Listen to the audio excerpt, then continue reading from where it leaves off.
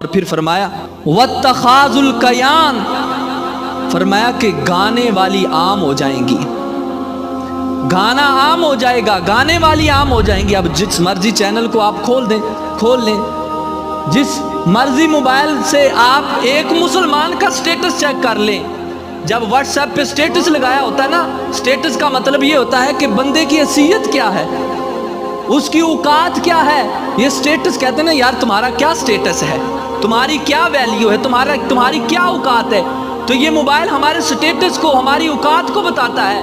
تو جب ہم مسلمان کی اوقات دیکھیں گے نا، سٹیٹس اس کا واٹس ایپ پہ، جو فیس بک پہ دیکھیں گے تو کھولیں گے، مسلمان کا سٹیٹس کیا ہوگا کہ اس نے ہندو کا گانا لگایا ہوگا، اس نے غیر مسلم کا جو ہے وہ گانا لگایا ہوگا۔ یہ مسلمان کا سٹیٹس ہے، مسلمان کی یہ پہچان